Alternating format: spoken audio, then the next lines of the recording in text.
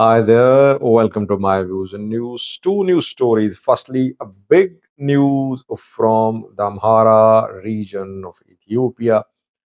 Are we going to see a breakthrough there? Because we know that Amhara, Fano fighters and the Ethiopian federal government have been rejecting the idea of talks. Well, government has been mentioning talks in statements, but it never made any tangible efforts to start dialogue with Fano. Fano groups have been publicly opposing talks, but it seems that now a committee has been formed in the region to facilitate dialogue. Who is a member of this committee? Can this committee produce any results? Secondly, late at night, Ethiopian PM Office issued a statement after working hours. At night, the statement came about Ethiopia's Somali land MOU. Why was the need for the issuance of the statement late at night? Let's start with first story is from the Amhara region, where a facilitation committee has been formed.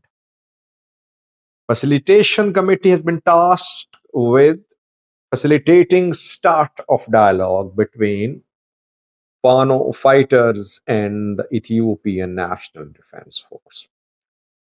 So it's neither representative of the government nor representative of Fano fighters. It's an effort to start preliminary discussions through a third party. This third party is community. How was this committee formed? What is the response to the formation of this committee by Fano, by military, by government? By the way, it seems that we're seeing more and more developments in Ethiopia for the start of dialogue between Fano and the government. We heard from Jawar yesterday. Jawar called for start of dialogue. He said this dialogue is led by military. Military is in a commanding position because military is conducting operations. Military is in a strong position. Military is telling the government that talks should start. Military solution is no solution in Amhara region. And Jawar urged Fano fighters to talk to the government. A two-day peace summit was held in Bahirtar this week.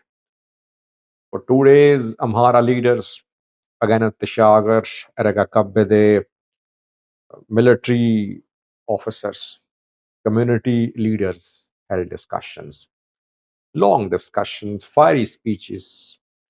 Uh, I told you in last night's live chat what Againat Tishagar said. He acknowledged the gravity of the situation.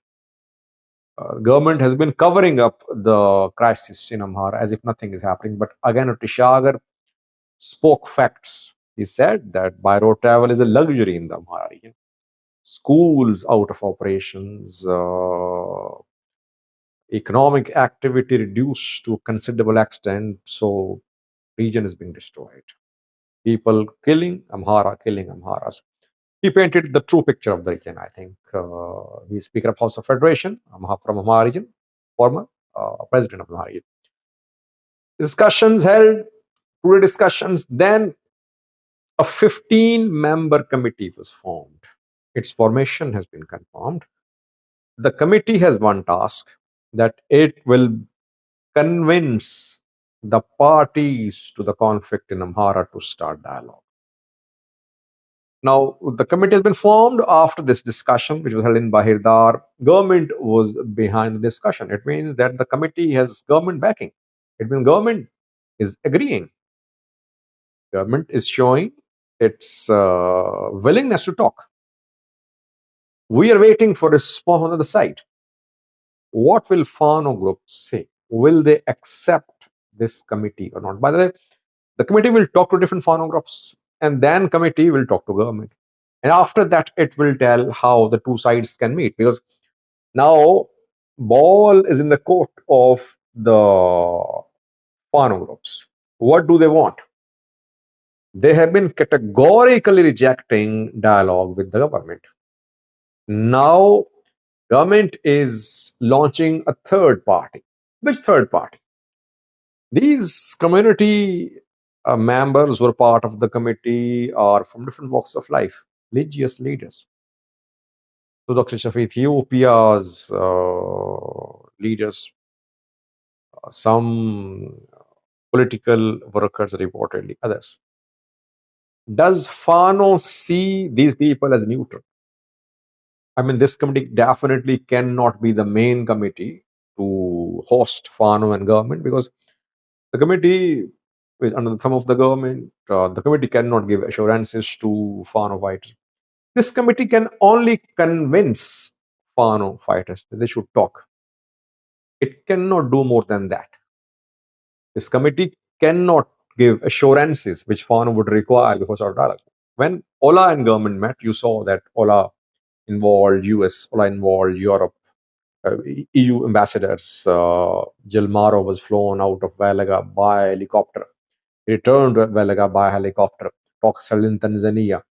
So Ola got assurances from third parties. Then it entered into talks with the government.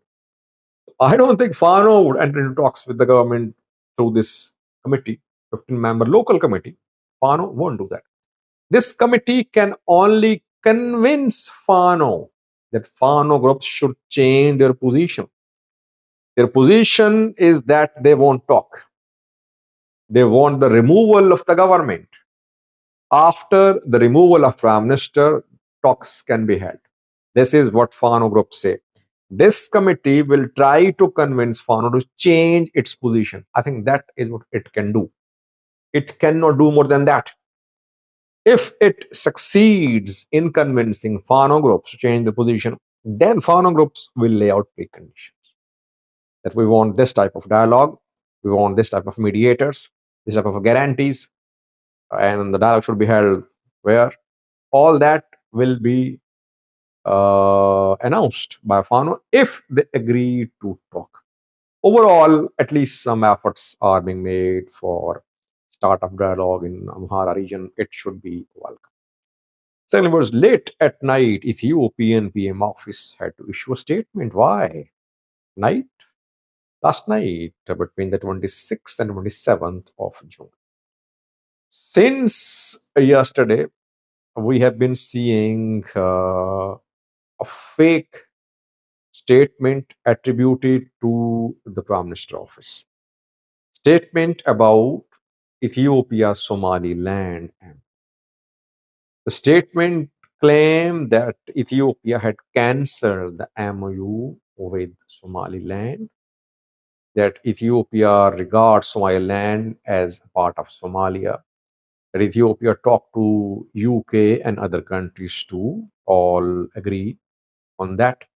That is why Ethiopia Somaliland MOU is cancelled. This fake statement was in circulation.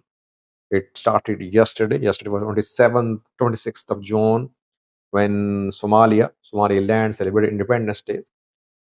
So PM office late at night issued a statement rejecting the rumor, saying that the PM office did not issue any statement about cancellation of the memorandum of understanding between Ethiopia and Somalia. PM office said that people should stay vigilant. They shouldn't believe rumors. They should only follow the state, the official channels of the Prime Minister office, etc., if they want to know about the official position of Ethiopian government on different. So when late at night PM office responded to rumors, it showed that the Prime Minister office is very concerned. It was very concerned about the rumors which were being spread. It didn't want people to believe the rumors. So MOU matters for Ethiopian government. That is why it issued a special statement late at night telling the people that all the rumors about cancellation of MOU were false. But let's see, will the MOU turn into an agreement? 26th of June has passed. It was being rumored by Somaliland activists and journalists. 26th of June, Abu Abdi will travel to Ethiopia. It has not happened. But in coming 2 weeks, we could see some progress reportedly, but still it's not clear because no official schedule has been announced for the signing of the final agreement.